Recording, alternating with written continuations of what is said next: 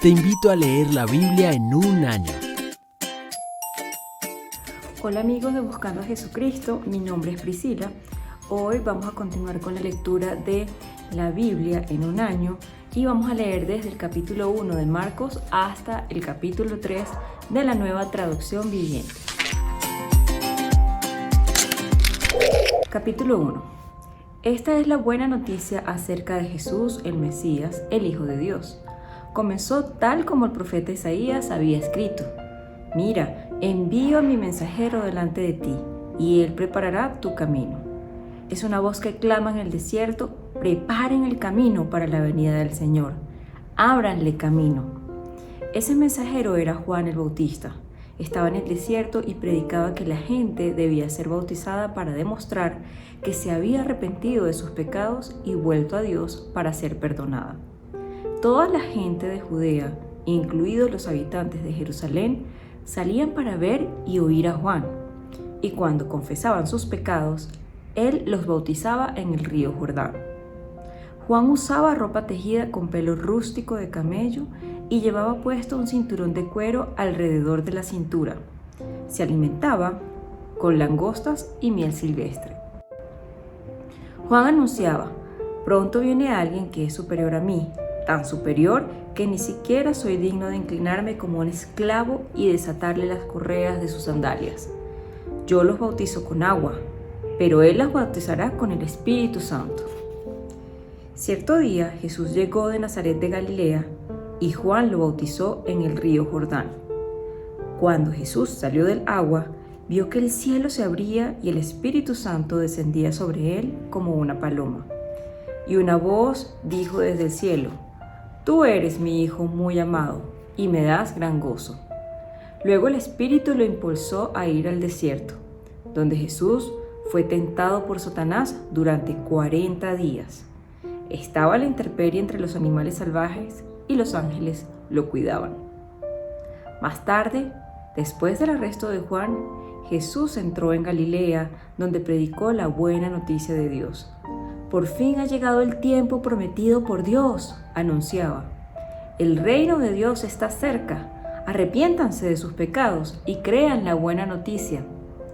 Cierto día, mientras Jesús caminaba por la orilla del mar de Galilea, vio a Simón y a su hermano Andrés que echaban la red al agua, porque vivían de la pesca. Jesús los llamó: Vengan, síganme, y yo les enseñaré cómo pescar personas. Y enseguida dejaron las redes y lo siguieron. Un poco más adelante, por la orilla, Jesús vio a Santiago y a Juan, hijos de Zebedeo, en una barca reparando las redes. Los llamó de inmediato y ellos también lo siguieron, dejando a su padre Zebedeo en la barca con los hombres contratados. Jesús y sus compañeros fueron al pueblo de Capernaum. Cuando llegó el día de descanso, Jesús entró en la sinagoga y comenzó a enseñar. La gente quedó asombrada de su enseñanza, porque lo hacía con verdadera autoridad, algo completamente diferente de lo que hacían los maestros de la ley religiosa. De pronto, un hombre en la sinagoga que estaba poseído por un espíritu maligno gritó: ¿Por qué te entrometes con nosotros, Jesús de Nazaret? ¿Has venido a destruirnos? Yo sé quién eres, el Santo de Dios. Pero Jesús lo reprendió. Cállate, le ordenó, sal de este hombre. En ese mismo momento, el espíritu maligno soltó un alarido, le causó convulsiones al hombre y luego salió de él. El asombro se apoderó de la gente y todos comenzaron a hablar de lo que había ocurrido. ¿Qué clase de enseñanza nueva es esta?, se preguntaban con emoción. Tiene tanta autoridad, hasta los espíritus malignos obedecen sus órdenes. Las noticias acerca de Jesús corrieron velozmente por toda la región de Galilea. Después, Jesús salió de la sinagoga con Santiago y Juan, y fueron a la casa de Simón y Andrés. Resulta que la suegra de Simón estaba enferma en cama con mucha fiebre. Se lo contaron a Jesús de inmediato. Él se acercó a la cama, la tomó de la mano y la ayudó a sentarse. Entonces la fiebre se fue y ella les preparó una comida. Esa tarde, después de la puesta del sol, le llevaron a Jesús muchos enfermos y endemoniados. El pueblo entero se juntó en la puerta para mirar. Entonces Jesús sanó a mucha gente que padecía de diversas enfermedades y expulsó a muchos demonios. Pero como los demonios sabían quién era Él, no los dejó hablar. A la mañana siguiente, antes del amanecer, Jesús se levantó y fue a un lugar aislado para orar. Más tarde, Simón y los otros salieron a buscarlo. Cuando lo encontraron, le dijeron: «Todos te están buscando».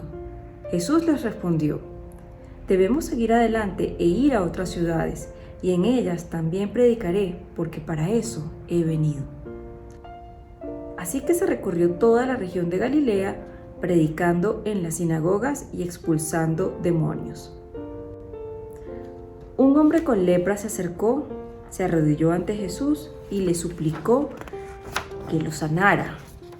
«Si tú quieres, puedes sanarme y dejarme limpio», dijo.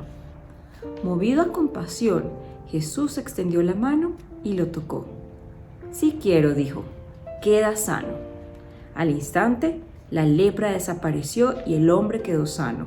Entonces Jesús lo despidió con una firme advertencia: «No se lo cuentes a nadie. En cambio, preséntate ante el sacerdote y deja que te examine. Lleva contigo la ofrenda que exige la ley de Moisés a los que son sanados de lepra. Esto será un testimonio público de que has quedado limpio». Pero el hombre hizo correr la voz proclamando a todos lo que había sucedido. Como resultado, grandes multitudes pronto rodearon a Jesús, de modo que ya no pudo entrar abiertamente en ninguna ciudad.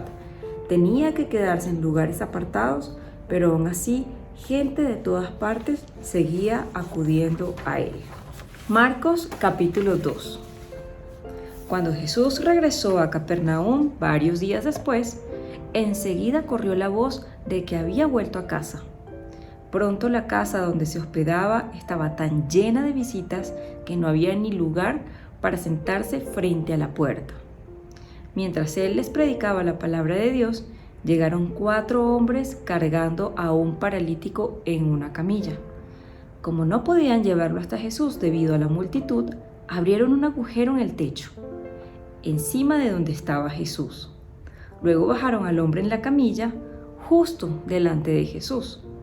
Al ver la fe de ellos, Jesús le dijo al paralítico: «Hijo mío, tus pecados son perdonados». Algunos de los maestros de la ley religiosa que estaban allí sentados pensaron: «¿Qué es lo que dice? Es una blasfemia. Solo Dios puede perdonar pecados». En ese mismo instante, Jesús supo lo que pensaban, así que les preguntó: «¿Por qué cuestionan eso en su corazón? ¿Qué es más fácil, decirle al paralítico: tus pecados son perdonados, o ponte de pie, toma tu camilla y camina?» Así que les demostré que el Hijo del Hombre tiene autoridad en la tierra para perdonar pecados. Entonces Jesús miró al paralítico y dijo: «Ponte de pie, toma tu camilla y vete a tu casa». Y el hombre se levantó de un salto, tomó su camilla y salió caminando entre los espectadores, que habían quedado atónitos. Todos estaban asombrados y alababan a Dios exclamando: «Jamás hemos visto algo así». Entonces Jesús salió de nuevo a la orilla del lago y enseñó a las multitudes que se acercaban a él. Mientras caminaba, vio a Leví, hijo de Alfeo, sentado en su cabina de cobrador de impuestos. «Sígueme y sé mi discípulo», le dijo Jesús. Entonces Leví se levantó y lo siguió. Más tarde Leví invitó a Jesús y a sus discípulos a una cena en su casa, junto con muchos cobradores de impuestos y otros pecadores de mala fama. Cuando los maestros de la ley religiosa, que eran fariseos, lo vieron comer con los cobradores de impuestos y otros pecadores, preguntaron a los discípulos: «¿Por qué come con semejante escoria?». Cuando Jesús los oyó, les dijo: «La gente sana no necesita médico, los enfermos sí. No he venido a llamar a los que se creen justos, sino a los que saben que son pecadores». Cierta vez que los discípulos de Juan y los fariseos ayunaban, algunas personas se acercaron a Jesús y le preguntaron: ¿por qué tus discípulos no ayunan como lo hacen los discípulos de Juan y los fariseos? Jesús les contestó, ¿acaso los invitados de una boda ayunan mientras festejan con el novio? Por supuesto que no. No pueden ayunar mientras el novio está con ellos. Pero un día el novio será llevado y entonces sí ayunarán. Además, ¿a quién se le ocurriría remendar una prenda vieja con tela nueva? Pues el remiendo nuevo encogería y se desprendería de la tela vieja, lo cual dejaría una rotura aún mayor que la anterior. Y nadie pone vino nuevo en cueros viejos, pues el vino reventaría los cueros y tanto el vino como los cueros se echarían a perder. El vino nuevo necesita cueros nuevos. Cierto día de descanso, mientras Jesús caminaba por unos terrenos sembrados, sus discípulos comenzaron a arrancar espigas de grano para comer. Entonces los fariseos le dijeron a Jesús, «Mira, ¿por qué tus discípulos violan la ley al cosechar granos en el día de descanso?» Y Jesús les dijo, ¿acaso no han leído en las Escrituras lo que hizo David cuando él y sus compañeros tuvieron hambre? Entró en la casa de Dios y violó la ley al comer los panes sagrados que solo a los sacerdotes se les permite comer, y también les dio una porción a sus compañeros. Después Jesús les dijo, el día de descanso se hizo para satisfacer las necesidades de la gente, y no para que la gente satisfaga los requisitos del día de descanso.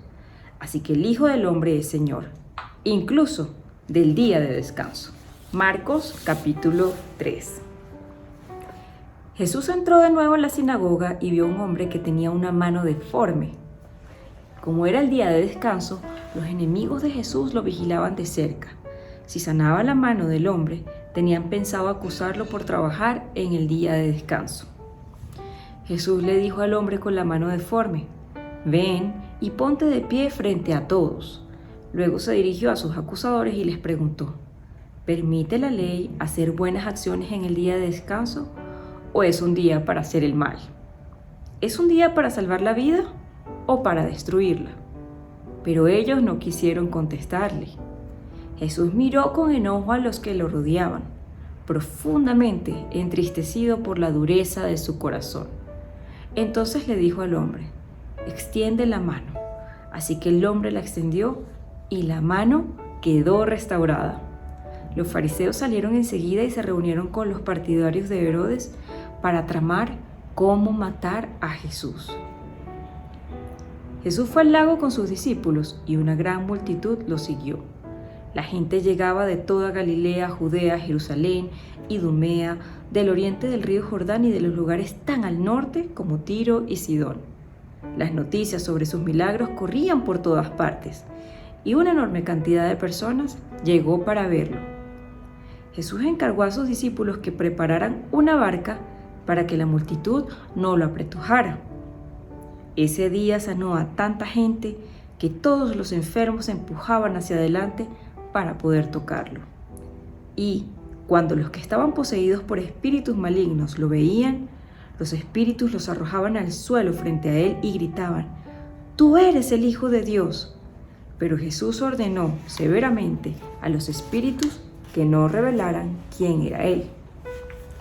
Tiempo después, Jesús subió a un monte y llamó a los que quería que lo acompañaran. Todos ellos se acercaron a él. Luego nombró a 12 de ellos y los llamó sus apóstoles. Ellos lo acompañarían y él los enviaría a predicar y les daría autoridad para expulsar demonios. Estos son los 12 que escogió: Simón, a quien llamó Pedro, Santiago y Juan, los hijos de Zebedeo, a quienes Jesús apodó hijos del trueno, Andrés, Felipe, Bartolomé, Mateo, Tomás, Santiago, hijo de Alfeo, Tadeo, Simón el celote, Judas Iscariote, quien después lo traicionó. Cierta vez Jesús entró en una casa y las multitudes empezaron a juntarse nuevamente. Pronto ni él ni sus discípulos encontraron un momento para comer. Cuando sus familiares oyeron lo que sucedía, intentaron llevárselo. «Está fuera de sí», decían. Pero los maestros de la ley religiosa que habían llegado de Jerusalén decían: «Está poseído por Satanás». el príncipe de los demonios. De él recibe el poder para expulsar los demonios. Jesús los llamó para que se acercaran y respondió con una ilustración. ¿Cómo puede Satanás expulsar a Satanás?, preguntó. Un reino dividido por una guerra civil acabará destruido. De la misma manera, una familia dividida por peleas se desintegrará. Si Satanás está dividido y pelea contra sí mismo, ¿cómo podrá mantenerse en pie?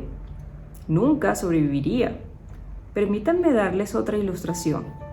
¿Quién tiene suficiente poder para entrar en la casa de un hombre fuerte y saquear sus bienes?